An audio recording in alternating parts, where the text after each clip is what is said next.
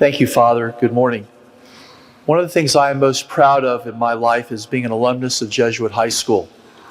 If you have not thanked your parents yet for giving you the gift of a Jesuit education and the brotherhood we all share, I hope you will do so this evening. I'm Jewish, and like you, my faith has always been central to my life. But my faith also comes with tremendous burdens due to some people's persistent hatred of the Jewish people. Antisemitism seems to be exploding, particularly since Hamas's murderous attack on Israeli civilians on October 7th. Although the term anti-Semitism was coined only in the 19th century, anti-Jewish hatred goes back thousands of years. I believe the first recorded instance of anti-Semitism is found in the first chapter of the book of Exodus, when the Jewish people, descendants of Joseph, were living in Egypt.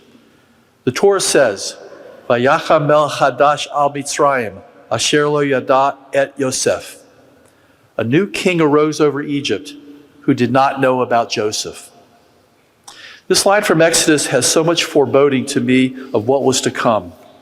The Egyptians forgot the tremendous assistance that Joseph had given in saving them from famine. The new Pharaoh came to power and believed he had a Jewish problem. There were too many Jewish people living in his country. In this Torah portion, in less than 6 short verses, the Jews go from living freely in Egypt to being enslaved. Hatred toward Jews purely because they are Jews. This is the first time we see it. But Pharaoh could not have done this alone. He had help from the people of Egypt. Over the centuries, Jews have experienced persecution. While Jews did enjoy periods of relative peace, acceptance, and freedom, it seems something always changed. The destruction of the temples in Jerusalem and exile from the Holy Land in 2,000 years ago. The Crusades in Europe in the 11th century. The mass expulsion of Jews in the Inquisition from Spain in 1492. Violent riots known as pogroms in Russia and Eastern Europe in the latter part of the 19th century. A war waged over the last 100 years against the Jews in the Holy Land by the Arabs, which began well before the State of Israel was established in 1948. And most tragically, of course, the Holocaust and murder of 6 million Jews in Europe. And the de facto expulsion of almost 1 million Jews from countries in North Africa and the Middle East in 1948, most of whom left and moved to Israel. Why has anti-Semitism been so pervasive in so many countries and so many time periods? Nobody's really sure. Perhaps it's just human nature to fear the other, human nature to want to blame someone's problems on somebody else. And for some unknown reason, Jews have been a convenient target. Every other group that's hated is hated for a defined reason, but Jews, it seems, are hated in paradoxes. Jews are hated for being lazy or inferior, but also seen as dominating the economy and wanting to take over the world. Hated for stubbornly maintaining our separateness, and when we do assimilate, for posing a threat to racial purity through intermarriages. Seen as pacifists, but also warmongers. As capitalist exploiters, but also communists. Possessed of a chosen people mentality, but having an inferiority complex. In the United States, Jews make up less than 2% of the population, but are the second most targeted group for hate crimes. This is not a new phenomenon, though. In her 2019 book, How to Fight Anti-Semitism, Barry Weiss points out that prior to World War II, anti-Semitism was widespread in the United States. Here are a few examples. Restrictive immigration laws passed in 1924 to stop Jews from Eastern Europe from immigrating to the U.S. A Michigan priest, Charles Coughlin, who in the 1930s spread anti-Semitism to over 30 million radio listeners. The 1939 Nazi rally in Madison Square Garden in New York, where more than 20,000 people rallied with banners such as "Stop Jewish Domination of Christian Americans."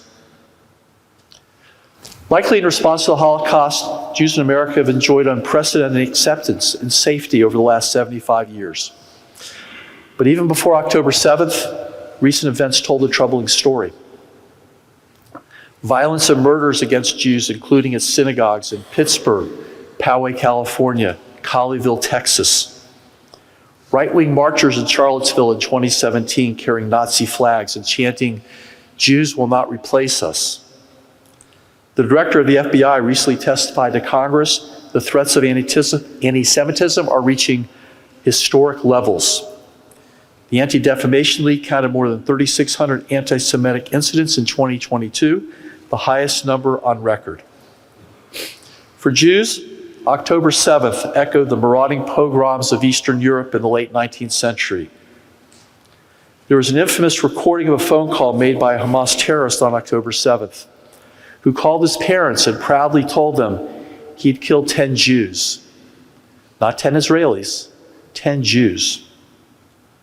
Since October 7th, we've seen many demonstrations, some violent, with marchers chanting for the destruction of Israel and murder of Jews.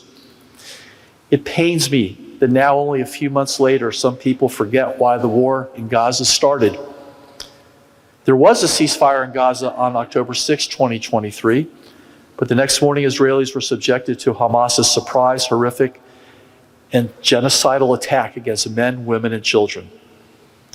If you look at the relative population between Israel and the United States, October 7th would be the equivalent of 36,000 Americans being murdered in one day.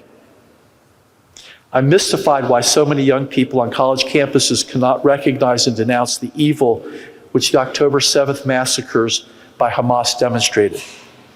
Even the leaders of some colleges could not find moral clarity in these events and testified in Congress that calling for the destruction of Israel or killing of Jews may not violate college anti-hate policies as hate speech. It would depend on the context, one said. But for me, the events in Israel are also very personal. My daughter Lida moved to Israel 2 years ago and became an Israeli citizen. She's now engaged to an Israeli. His families were forced to flee from Iraq and Morocco in the late 40s and moved to Israel. Her fiance was in his last year of school following his army service, but he was called up to serve in the Army Reserves along with about 350,000 other Israeli citizens, men and women. That's the equivalent to the United States mobilizing 10 million people. I pray for them every day. Like the Brotherhood of Jesuit alumni, there's a brotherhood of kinship of Jews wherever we live. For many Jews today, Israel's the last refuge if the country we currently live in becomes too hostile for Jews. I was shaken by Jeffrey Goldberg's 2015 essay on anti-Semitism in the Atlantic magazine. It was entitled, "Is it time for the Jews to leave Europe?" And sadly, his conclusion was yes, Jews should leave Europe before things get worse. People ask, what can we do to combat anti-Semitism and support Israel? Here's what I'm doing to support my fellow Jews in Israel. I'm talking to you today about anti-Semitism.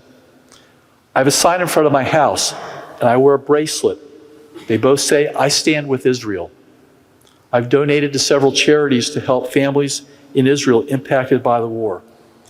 And next month, I'm traveling to Israel on a volunteer mission.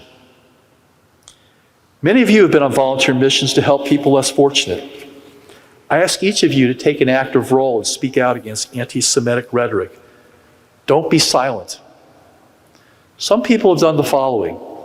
Wear a bracelet or a blue ribbon supporting Israel and Jews held hostage in Gaza. And I have blue ribbons if you'd like to take one and wear it. Put a sign in front of your home that says, "I stand with Israel." Speak up and challenge anti-Semitic statements when you hear them, either from strangers or from your friends. Jokes stereotyping Jews are a manifestation of anti-Semitism. Talk to friends, family, and colleagues about the consequences of anti-Semitism, extremism, and hate. Read sources to become more educated and learn how you can help. And I've left a list of some of these sources that you can take with you.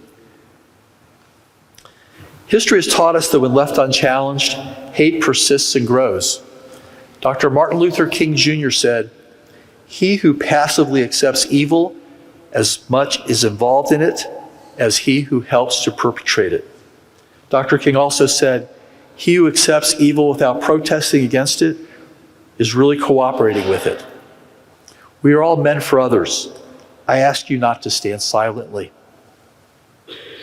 Thank you for the opportunity to speak with you today about something that is so important to me. I hope you will join me in standing up to anti-Semitism and hatred. Thank you.